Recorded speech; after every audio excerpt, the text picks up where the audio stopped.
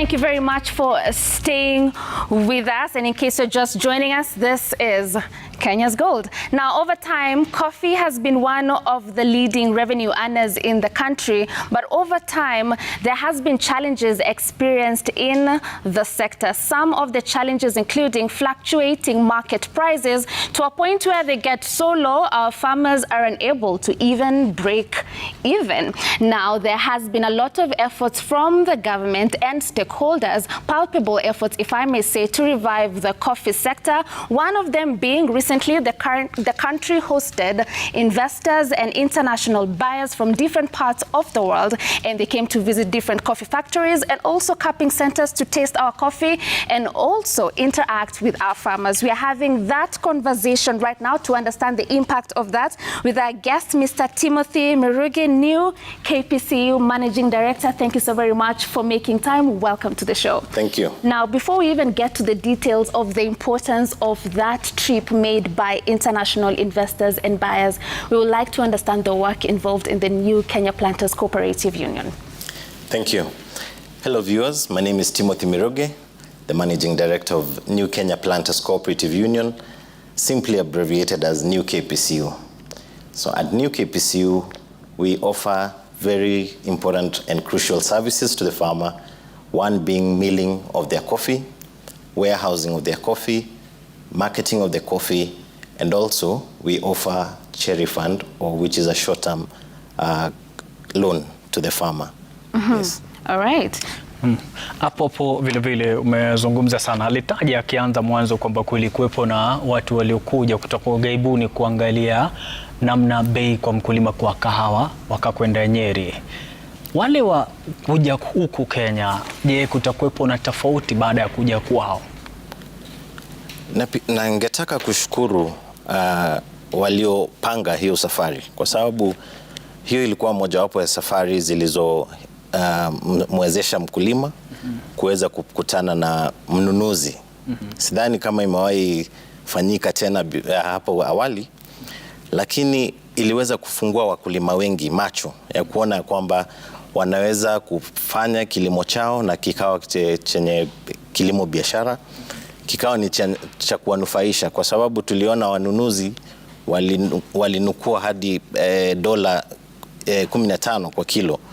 Na pale kwa mnada kwa kahawa tunaona kahawa inatoka bei ya chini kidogo, na pengine inatoanga motisha wa kulima. Kwa hivyo hiyo ilikuwa mojawapo ya safari ambazo ziliweza kumfanya mkulima aweze kuona hata vile kahawa yake inanunuliwa kule ughaibuni, na tuliweza kushirikiana na wao, na niko na matumaini ya kuwa hiyo safari haikuwa bure, itaweza kutoa matunda hivi karibuni. Okay. Now, speaking of the matumaini, what are you planning on doing so that we make sure that this trip doesn't just end there, that we are going to foster the relationship moving forward?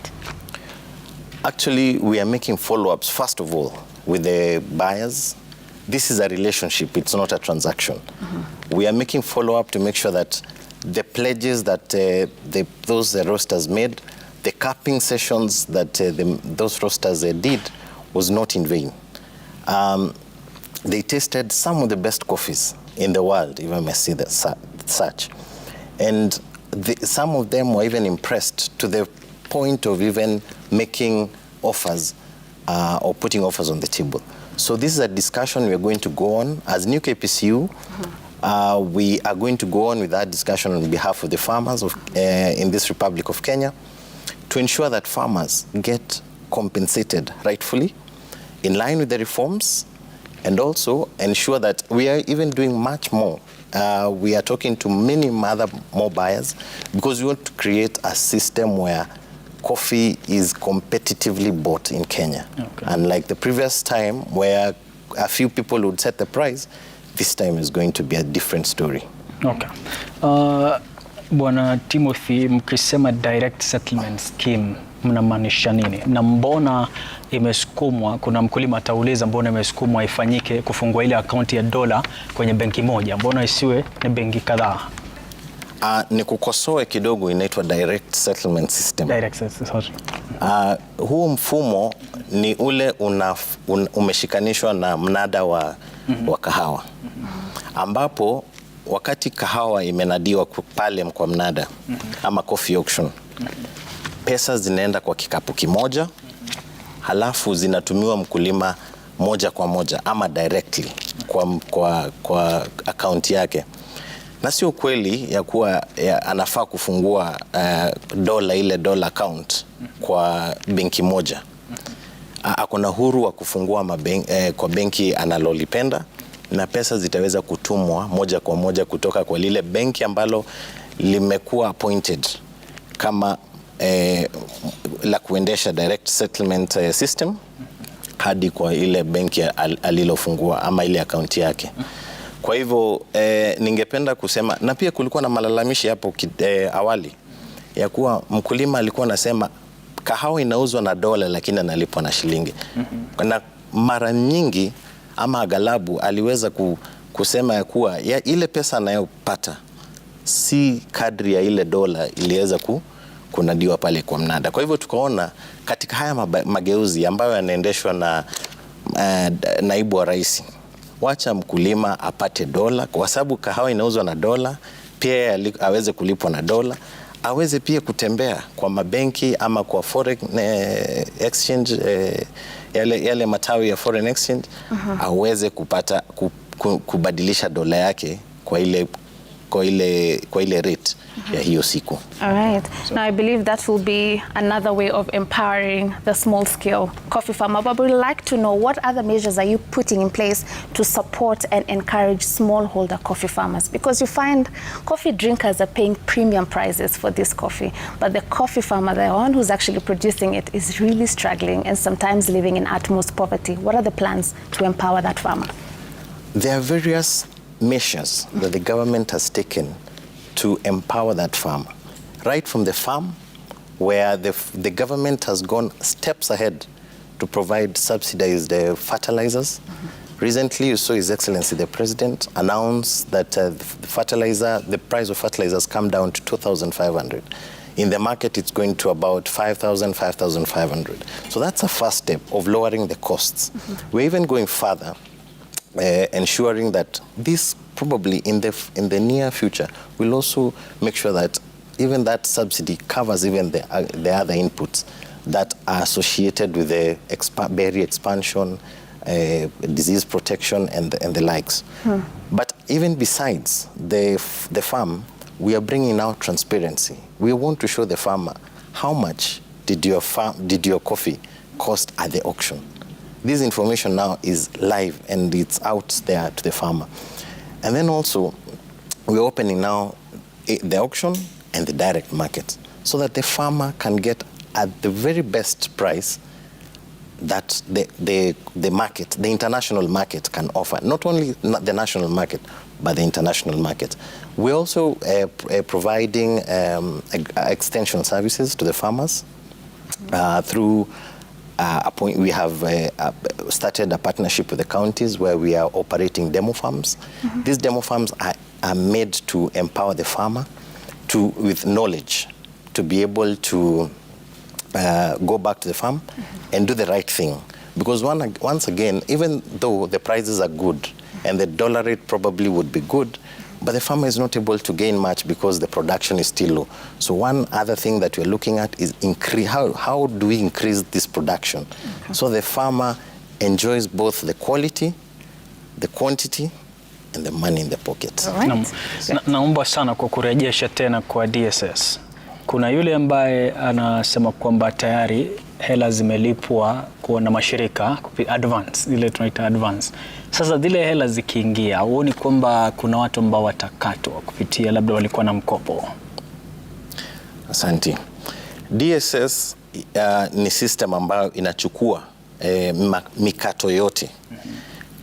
Kama kulikuwa na pesa ambayo mkulima aligharimika, ama yale services ambayo alipatiwa, pengine alifanyiwa transport services ya kupeleka kahawa mpaka kule kwa mills, ama aliweza kupatiwa cherry fund, ama aliweza kupatiwa gharama yoyote ambayo aligharimika, itaweza wakati inayopeano ama inakuwa declared pale kwa DSS, basi mkulima anaweza kukatwa hiyo pesa, inapelekwa yule service provider, alafu mkulima anapata ile pesa ingine ama salio.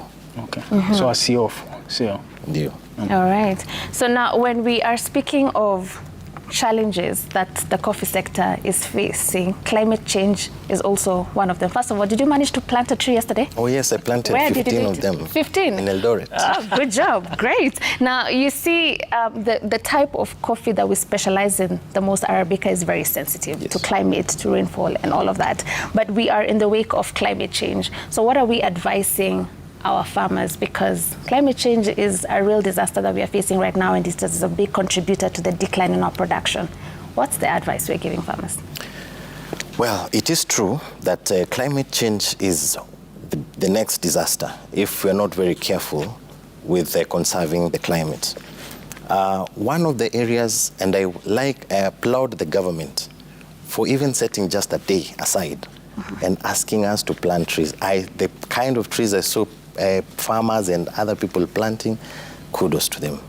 And that is one of the ways to mitigate the carbon emissions and also the effects of the climate change. We have just come from a drought, a big drought, and that has even affected even most of our qualities right now that are coming to the market, because a coffee expansion requires water. For quite some time we did not have water. So I would urge that we take climate change very seriously as farmers. We plant as many trees as possible. Coffee benefits because there are some trees that we plant in coffee farms that also provide shade to that tree. That means that coffee, that plant is able to benefit from water retention and is able to draw water for a longer time, even if there is a long spell of of not having rain. So I would ask that we plant cover crops. We call them shade management, so that we are able to continue getting good berries and good coffees. The other bit I would also wish to look at is also the soil conservation mechanisms. We have like the farmer who you just aired. I know he uses a lot of mulching to also conserve the water beneath the soils. So we need to take care of our environment. We need to plant more trees. We need to even plant more within the coffee farms to manage the shade of that tree. All right. So that technique for shade-grown coffee, is that sensitization that we are putting out there to our farmers? Absolutely. Nowadays, technology has enabled us to reach as many farmers as possible through their phones, and we are able even to dispense that information in real time to farmers. One of them is that shade management is very critical towards conserving that precious plant. Vile vile kuna mpango, amezungumza sana ukataja teknolojia. Tumetembea hapa baada katika Kenya's Gold na kule kusema kweli Trans Nzoia hasa kuna changamoto ya mashine. Hili pata kuwepo upgrading ama kudevolutionize ile tunasema mambo ya milling.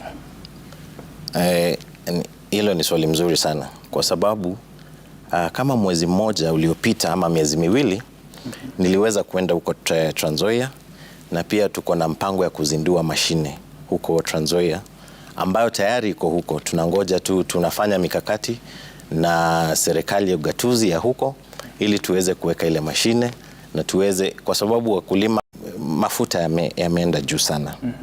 Na hiyo inafanya bei ya transport ama ya usafirishaji inakuwa juu sana. Kwa hivyo ni jukumu letu kama viongozi, na tumeanza na tumefanya hiyo mikakati ya kuona ya kwamba tunapunguzia mkulima hiyo gharama kwa kumwekea mashine pale karibu na yeye aweze kusaga kahawa yake hapo, na ikipata soko inunuliwe tu hapo hapo. Okay. Now we are encouraging even young people to get into coffee farming and also bringing back those who had left the practice to come back to it now that there are reforms that are fixing the sector. But there's a lot of education involved in the processing of coffee, from how to harvest, so you harvest when they are ready enough, how to ferment, don't ferment for too long, don't ferment for a short period of time. In the entire process, moisture content. As a person who's getting into the business, where do I get all this education so that I make sure I'm part of the contribution to quality coffee production? Thank you. We have partnered with the Coffee Research Foundation, or the Coffee Research Institute, as it's known now, to bring that information closer to farmers. As New KPCU, we conduct various farmer sensitization programs across all counties. We have done about 16 counties now, and we are still continuing to do to the 33 coffee growing counties. And we are sensitizing the farmers from farm all the way to cup, the do's and the don'ts. What you're not supposed to do, what you're supposed to do at every particular stage. Because what we realized is that farmers are working hard in the farm.